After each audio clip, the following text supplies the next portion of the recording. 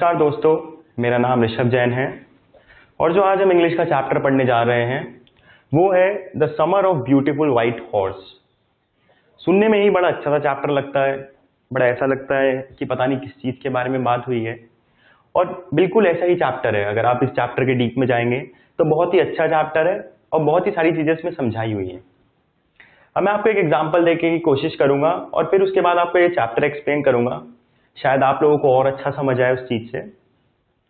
तो मान लीजिए हम लोग हैं या आपके कोई दोस्त है और वो बहुत गरीब है और हर किसी को शौक होता है, हर कोई चाहता है उसे कुछ ना कुछ चीज़ मिले, हर कोई चाहता है कि उसके पास भी वो चीज़ हो और हर कोई चाहता है, जैसे हम लोग हैं, कोई गरीब बच्चा अगर वो चाहता है कि उसे बैट बॉल मिले लेकिन वो इतना गरीब है कि वो खरीद नहीं सकता, तो उसके लिए बहुत दुख की बात है।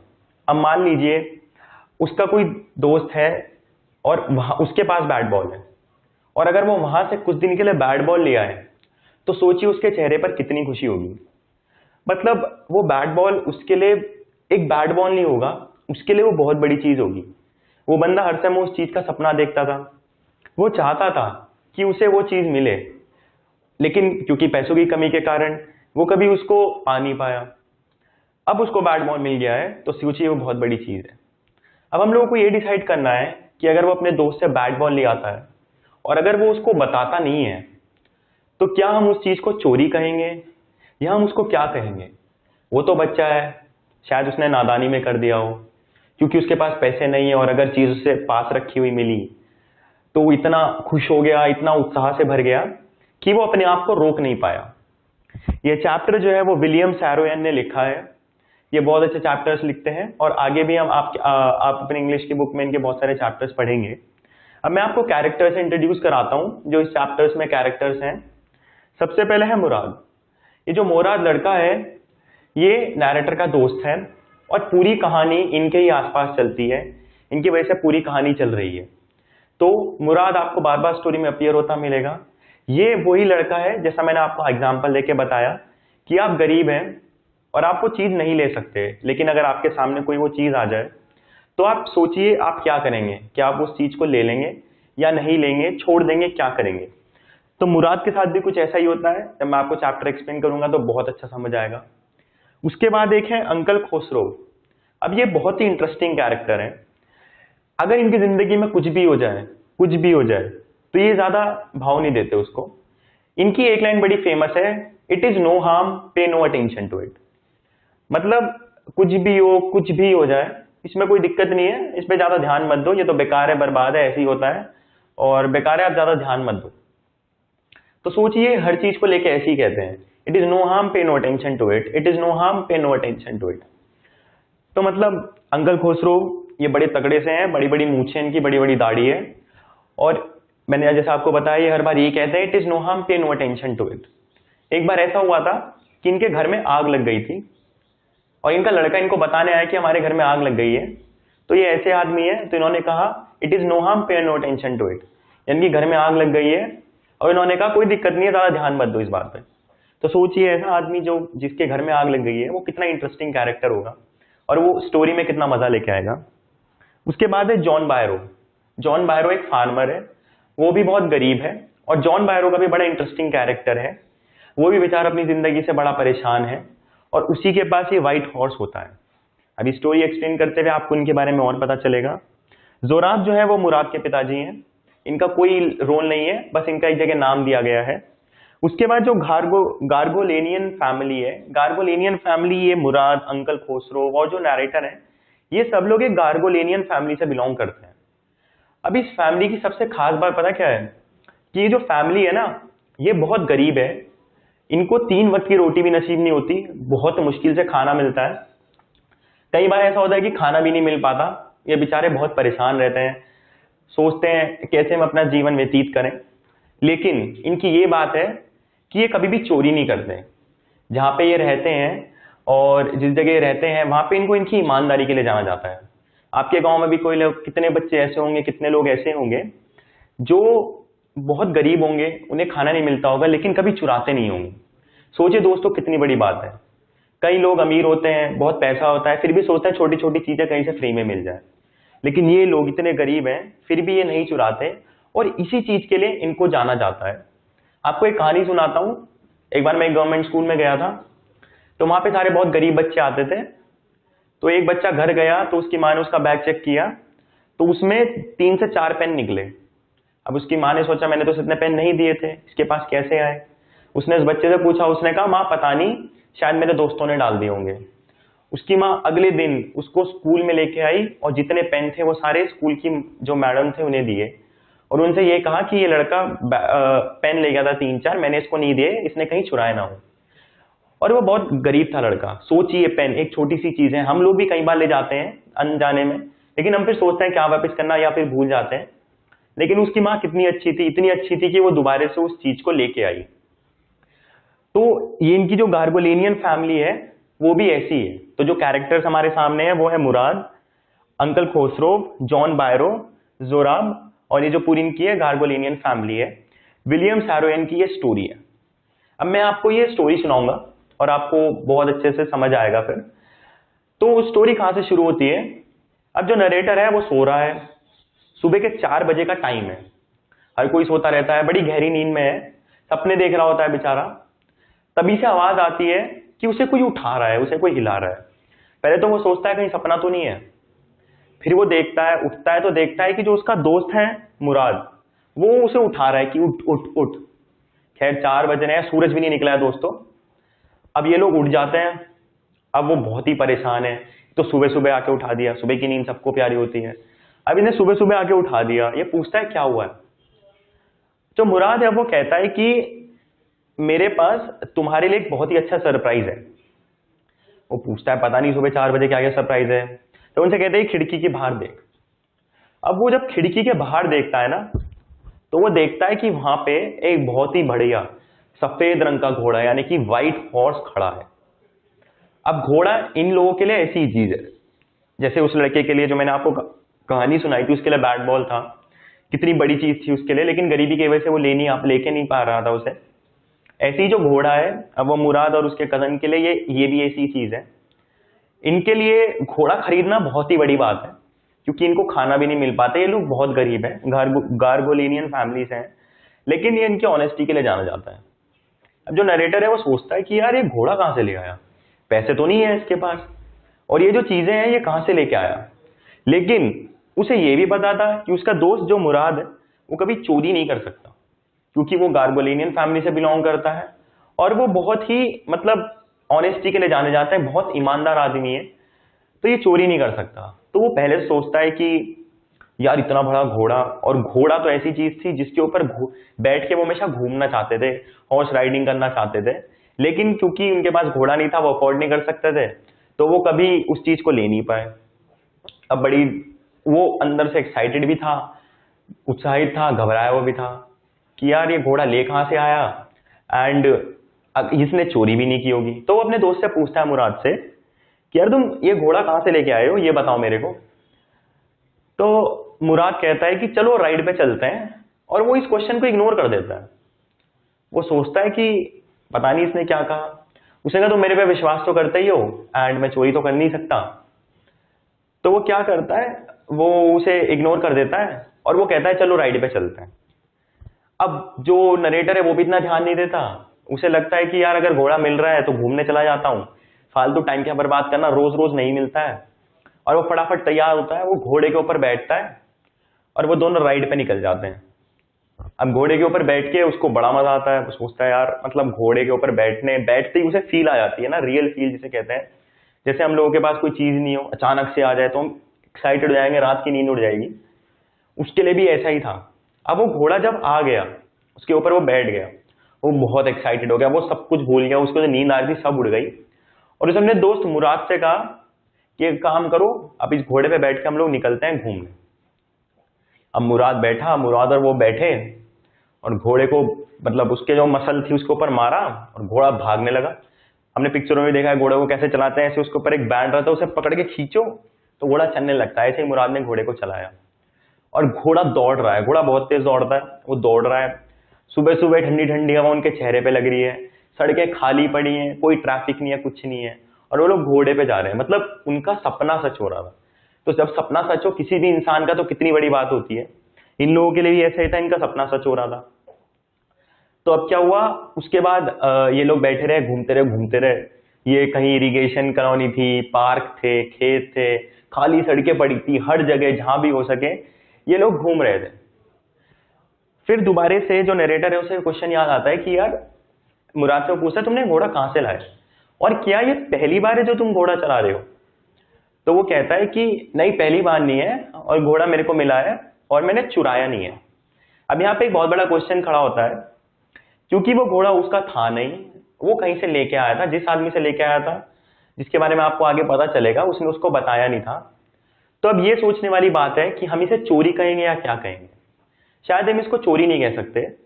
चोरी कभी किसी चीज को चोरी कब कहा जाता है, जब आप किसी से लो बेच दो और आपके हाथ में पैसे आ जाए। लेकिन ये लोगों ने बेचा नहीं था, ये तो किसी और की चीज थी, ये लोग चला रहे थे, अपना सपना पूरा कर रहे थे। हाँ, आप ये भी कह सकते हैं ये गलत बात है कि इन्होंने उसको बताया नहीं, और शायद इसमें गलत भी है। लेकिन सोचिए, क्या पता बता देते तो इन्हें वो चीज भी ना मिलती। तो अब आप सोचिए चोरी है या नहीं है। मेरे विचार में चोरी नहीं है, और ये क्वेश्चन आपके एग्जाम में भी आ सकता है कि क्या ये चोरी है कि इन लोगों ने जो घोड़ा चुराया था। तो वहां पे आप लिख सकते हैं कि ये चोरी नहीं है, रियल चोरी नहीं है, वो लोग बस अपना सपना पूरा कर रहे थे। अब ये लोग क्या करते हैं, अब मुराद जो है वो घोड़े को पूरी तेज दौड़ा रहा है, और वो मतलब इतना एक्साइटेड हो जाता है कि चिल्ला के वो मजे कर रहा है, वो लोग चिल्लाते हैं। अब जो मुराद जो है वो थोड़ा पागल किस्म का लड़का उसको मानते हैं। अब ऐसा इसलिए मानते हैं क्योंकि जो मुराद है ना, वो अंकल खोसरोव जैसा है। उसकी आदतें, उसका थोड़ा जो शरीर का ढांचा है, बोलने का तरीका, वो अंकल खोसरोव जैसा है। आप लोगों में भी कहीं ऐसे होंगे कि जो अपने मम्मी पापा पे न जाके अपने मामा पे, मामी पे, किसी पे भी चले जाते होंगे, और आपके काफी विचार उन लोगों से मिलते होंगे, तो आपको कहते होंगे कि यार तू तो बिल्कुल वैसा लगता है। ऐसे ही मुराद के साथ था। मुराद को अंकल खोसरोव जैसा कहा जाता था, और अंकल खोसरोव की रेपुटेशन ज्यादा अच्छी नहीं थी, बड़ी बेकार सी थी, क्योंकि सब लोग ये समझते थे कि वो पागल है। जैसे मैंने आपको बताया कि अंकल खोसरोव क्या करते थे, कुछ भी हो जाए, कुछ भी हो जाए, वो कहते थे there is no harm, pay no attention to it, it is no harm, pay no attention to it. यानी कि उनके लिए किसी बात का मतलब ही नहीं था। वो इसलिए भी था ऐसा, इसलिए वो इसलिए भी कहते थे क्योंकि वो बहुत गरीब थे, उनके पास कुछ काम नहीं था, और वो दिमाग से फ्रस्ट्रेट हो चुके थे बहुत ज्यादा। तो वो ये सोचते थे कि यार मैं कहूं तो क्या कहूं, करूं तो क्या करूं। तो ये जो पूरी चीज है इसमें यही बताया गया है कि जो अंकल खोसरोव है वो थोड़े पागल किस्म के थे। जो भी आसपास के लोग थे समझता था कि पागल नहीं ये लोग, वो हमेशा चिल्लाते रहते थे, अपनी जिंदगी से परेशान हो चुके थे, दूसरों के ऊपर भड़ास निकालते थे, और वो यही कहते थे there is no harm, pay no attention to it. एक बार वो कहीं बैठे थे तो उनका लड़का आया, उन्होंने उससे कहा कि हमारे घर में आग लग रही है। वो चिल्ला के अपने अपने लड़के पे चिल्ला दिए वो, और बोलते हैं it is no harm, pay no attention to it, यानी कि इसमें कोई दिक्कत नहीं है, ज्यादा ध्यान मत दो, लग रही है तो लगने दो। अब सोचिए, ऐसा आदमी जिसके घर में आग लग रही है वो ऐसा कह रहा है, तो मतलब उसे सब लोग पागल ही कहेंगे, हम भी पागल ही कहेंगे। उन्हें और लोगों ने भी कहा कि आपका लड़का ये कह रहा है आपके घर में आग लग गई है, कह रहे तुम अपना काम करो, तुम्हें क्या मतलब है। तो मतलब ऐसे पागल से थे। तो मुराद को भी यही कहा जाता था कि वो भी अंकल खोसरोव जैसा है, वो भी पागल ही है, दिमाग से उसे पागल मानते थे सब लोग। लेकिन ऐसा था नहीं, मुराद बड़ा अच्छा लड़का था। और मुराद के अंदर एक बहुत खास बात थी, मुराद जो था वो हमेशा ना जानवरों के साथ, जानवरों से बहुत प्यार करता था, और वो जिस भी तरह के जानवर के पास जाता था ना, उससे मतलब ऐसा कुछ करता था कि दोनों के बीच में ऐसा प्यार हो जाता था कि मुराद जो कहता था जानवर वही करता था। तो ये एनिमल लवर था, इसे जानवर से बहुत प्यार था, और ये जानवरों को बड़े आसानी से अपने काबू में कर लेता था। ठीक है, तो अब ये तो हो गया मुराद की बात। अब जैसे स्टोरी में हम लोग आगे बढ़ेंगे, तो अब मुराद और नरेटर एक खेत में जाते हैं, और वहां वो मुराद, अब नरेटर है उसे भी घोड़ा चलाना है, वो कहता है यार मैं भी घोड़ा चलाऊंगा, मैं क्यों चुप रहूं, मैं भी चलाऊंगा, मेरा भी सपना है। तो पहले तो मुराद जो है वो घोड़ा चला के आता है, उसे नीचे उतार देता है, अकेले घोड़े पे घूमता है। अब उसे लगता है मैं भी चलाऊंगा, मैं क्यों नहीं चला सकता। तो मुराद से पूछता है कि यार तू घोड़े को कैसे चला लेता है, तेरे अंदर ऐसी क्या खास बात है कि मतलब ये लोग जो है एकदम तेरे वश में आ जाते हैं, तू इन्हें वश में कर लेता है अपने, और ये तेरी बात सुनते हैं। और वो कहता है क्या मैं भी घोड़ा चला पाऊंगा। तो वो कहते हैं कि तुम्हारे ऊपर है, तुम्हें जानवर को अपने काबू में करना होगा, तुम घोड़ा चला सकते हो। अब जो नरेटर उसे थोड़ा जोश सा चढ़ता है कि ठीक है यार मुराद चला रहा है तो मैं भी चलाऊंगा, मैं कौन सा किसी से कम हूं। तो वो क्या करता है, वो ना अब वो क्या करता है, नरेटर कहता है मैं भी चलाऊंगा, तो मुराद घूम के आता है, नीचे उतरता है, नरेटर उसके ऊपर बैठता है, बैठ के वो सोचता है घोड़ा चल लेगा। वो कहता है घोड़ा चल, मतलब ऐसा लगता है कि उसे घोड़ा चल देगा, लेकिन ऐसा होता तो है नहीं। अब उन्हें लगता है कि घोड़ा चल लेगा चल लेगा चल लेगा, लेकिन घोड़ा चल नहीं पाता। ठीक है ना। तो उसे मुराद कहता है कि एक काम कर, घोड़े को पकड़, घोड़े को थोड़ा खींच, उसके मसल पे मार, एकदम घोड़ा भागेगा। और ऐसा करता है, घोड़े की मसल पे मारता है, घोड़ा भागने लगता है, भागता है भागता है भागता है, और घोड़ा कूदता भी है बीच बीच में, ऐसे ही कूदता है 3-4, जब तक कूदता है वो ठीक रहता है, उसके बाद क्या होता है, नरेटर गिर जाता है और घोड़ा भागता रहता है। फिर मुराद उसके पास जाता है, मुराद कहता है चोट तो नहीं लगी, चोट तो नहीं लगी, तो वो कहता है नहीं चोट नहीं लगी। तो खैर फिर वो घोड़े को अपने पकड़ में करता है मुराद। अब उसके बाद क्या होता है, सुबह होने लगती है धीरे धीरे। अब मुराद को ये डर लगता है कि जिसका घोड़ा है यार, उसे अगर पता चल गया तो वो बहुत दिक्कत हो जाएगी, मुझे मार भी सकता है। तो ये कहता है कि मुझे घोड़ा कहीं छुपाना है, ठीक है। तो नरेटर को फील लगता है कि इसने घोड़ा कहीं से लिया है, इसका नहीं है, लेकिन इसने चोरी नहीं की, हम इसे चोरी नहीं कह सकते क्योंकि उसने उसे बेच के पैसे नहीं कमाए हैं। तो वो कहता है कि तू इसे कहाँ छुपाएगा। नरेटर मुराद से पूछता है कि तुझे पता है इसे कहाँ छुपाना है, तू इसे कहाँ छुपाएगा। तो वो कहता है कि हाँ मुझे पता है इसे कहाँ छुपाना है, और मैं इसको छुपा दूंगा, और इसमें कोई दिक्कत नहीं है, मैं आसानी से इसको छुपा दूंगा। तो वो क्या करता है, एक खराब सा खेत पड़ा होता है, मतलब एक ऐसा ही जैसे घोड़े रखते हैं, जो घोड़ों का अस्तबल होता है, वो वहां पे जाता है और उसको छुपा देता है, ठीक है। तो अब वो लोग अपने घर चले जाते हैं, घर जाके बढ़िया नाश्ता वाश्ता करते हैं, अच्छा दिन जा रहा होता है। सुबह सुबह वो घोड़े की सवारी कर लेते हैं। उनका सपना था सुबह सुबह किसी इंसान का सपना सच हो जाए, दिन की शुरुआत इतनी अच्छी हो, तो वो सोचता है दिन अच्छा जाएगा। अब जो एक अगला सीन शुरू होता है, उसमें क्या है, जो जॉन बायरो है, जॉन बायरो एक फार्मर है, ठीक है। जॉन बायरो भी फार्मर है और वो बहुत गरीब है, वो भी गार्गोलिनियन फैमिली से नहीं है, वो एक फार्मर है लेकिन वो भी बहुत गरीब है।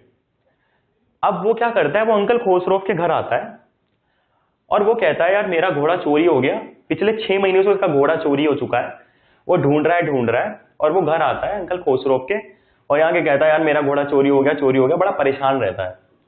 तो अंकल खोसरोव चिल्लाते हैं, वो बड़े इरिटेटेड हो जाते हैं अंदर से ही कि यार तू क्या कर रहा है, घोड़ा चोरी हो गया, चिल्ला मत, और इसमें कोई दिक्कत नहीं है, it is no harm, pay no attention to it, वो फिर से यही कहते हैं। और वो फ्रस्ट्रेट होकर कह देते हैं चुप हो जाओ, मेरे घर में ऐसी बातें ना करो, ये फालतू की बातें मत करो। अब जॉन बायरो कहता है कि मैं 10 किलोमीटर चल के आया हूं तुम्हारे घर तक आने के लिए, सोचिए मैं कितना थका हो चुका हूं मैं, और मैं अपने घोड़े को ढूंढता रहता हूं, मिलता नहीं है। तो अंकल खोसरोव क्या कहते हैं कि तेरे पास तो पैर है ना, चल के आ सकता है। अब सोचिए कैसा आदमी है, मतलब एक जॉन बायरो एक किसान है, उसका घोड़ा चोरी हो चुका है, उसके पास वैसे ही करीब है बेचारा, पैदल चल रहा है 10-10 किलोमीटर, और उसके बाद भी क्या हो रहा है उसके साथ। अंकल खोसरोव कह रहे हैं कोई बात नहीं, तेरे पास पैर है, 10 किलोमीटर चलना आसान बात नहीं होती। तो अंकल खोसरोव बड़े ही इंटरेस्टिंग से कैरेक्टर रहे हैं। तो फिर वो कहता है कि मेरा घोड़ा 6 महीने तक हो चुका है और मैं 10 किलोमीटर चल के आया हूँ, और मेरे पास पैसे नहीं है, ये नहीं है, वो नहीं है। तो अंकल खोसरोव कहते हैं चुप रहो, फालतू की बात करने की जरूरत नहीं है, it is no harm, pay no attention to it, फिर वो यही कहते हैं।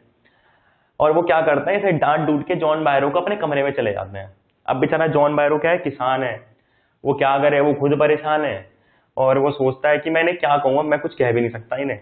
ठीक है, तो फिर अंकल खोसरोव की वाइफ आती है, वो कहती है कि इनकी बातों का बुरा मत मानना, और ये बहुत परेशान है खुद बेचारे अपनी जिंदगी से, बहुत फ्रस्ट्रेटेड है, बड़े इरिटेटेड से रहते हैं, तो इसलिए ये जो है ऐसा बोल रहे हैं, एंड तुम परेशान मत हो, ठीक है, कभी ना कभी शायद तुम्हारा घोड़ा मिल जाएगा।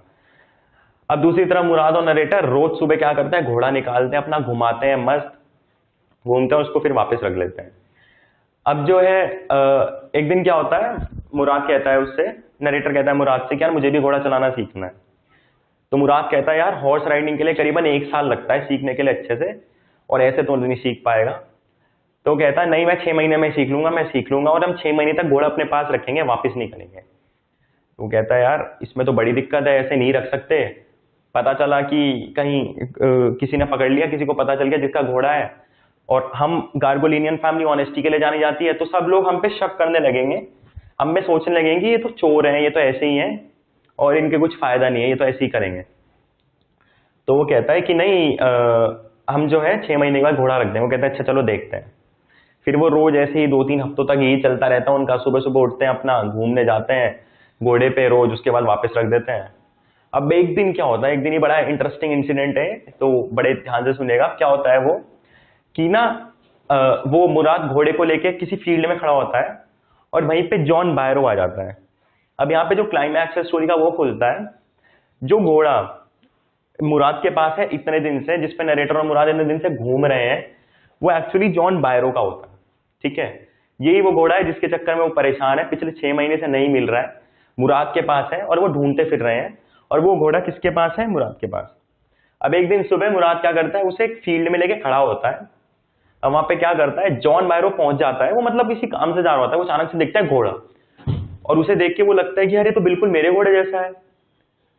तो फिर वो कहता है कि यार मैं अब क्या करूं, मतलब वो जाता है उसके पास, वो कहता है यार ये तो मेरे घोड़े जैसा लग रहा है। जॉन बायरो मुराद के पास जाके उस घोड़े को देख कहता है यार ये तो मेरे घोड़े जैसा लग रहा है। तो वो कहता है कि नहीं नहीं, ये तुम्हारा घोड़ा नहीं हो सकता है, मेरा घोड़ा है। तो वो कहता है अच्छा मैं इसे चेक कर लूं एक बार। वो चेक करता है, उसका मुंह खोल के देखता है, दांत बिल्कुल वैसे, और घोड़ा कलर में भी बिल्कुल वैसा ही था, मतलब जैसा देखने के लिए जॉन बायरो का था वैसे ही, बिल्कुल सेम टू सेम सारी चीजें मिल रही थी। अब वो सोचने लगा कि यार मेरे घोड़े जैसा लग रहा है।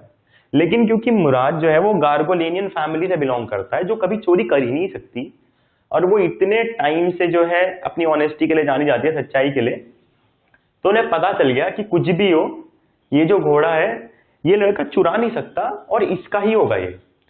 तो जॉन बायरो जो फार्मर है वो कहता है वैसे तो ये मेरे घोड़े जैसा लग रहा है, और मैं इसे क्लेम भी कर सकता था कि ये मेरा घोड़ा है, लेकिन क्योंकि तुम गार्गोलिनियन फैमिली से हो और मैं तुम्हारी फैमिली को जानता हूं, मुझे पता है कि तुम लोग कैसे हो, तो तुम जो है चोरी नहीं कर सकते, इसलिए ये तुम्हारा ही घोड़ा होगा।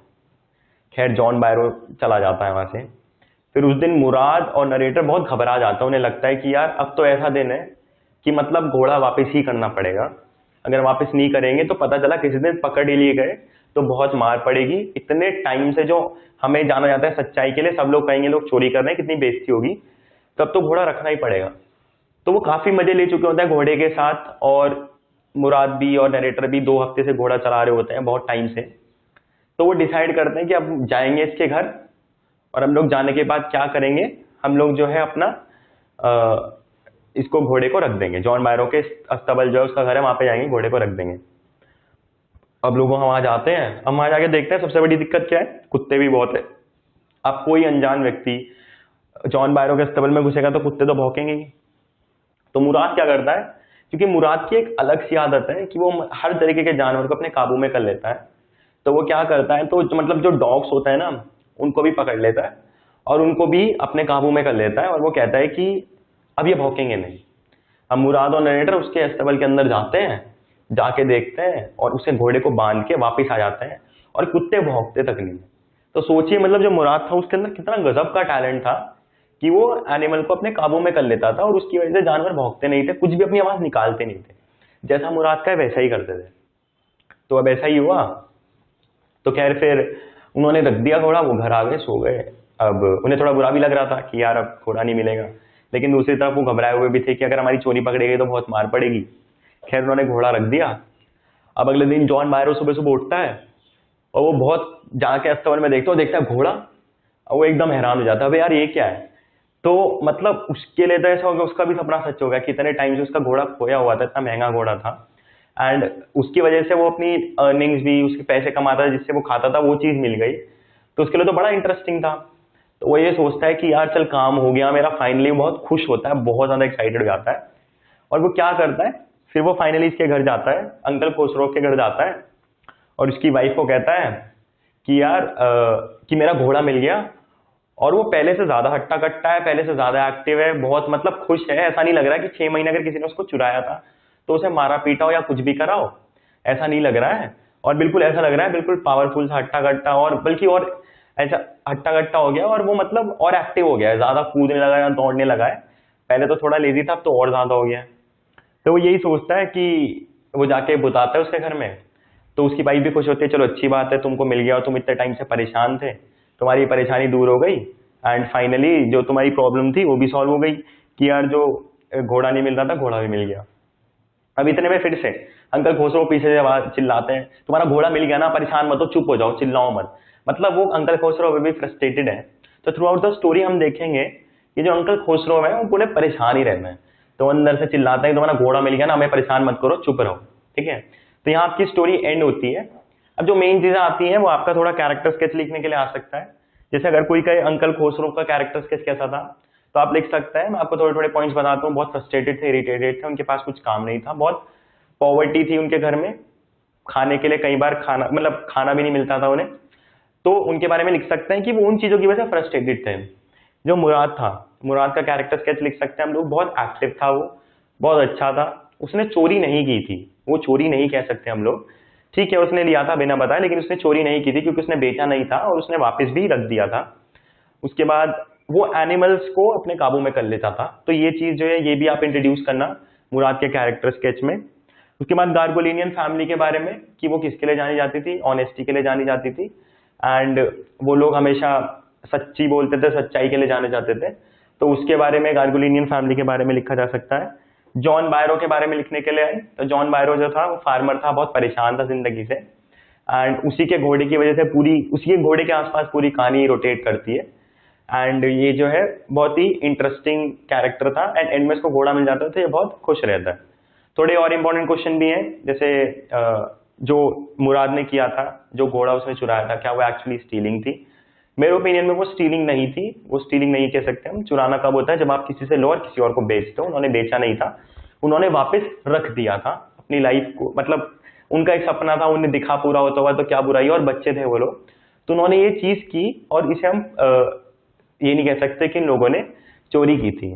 तो ये था आपका chapter the summer of beautiful white horse. Thank you.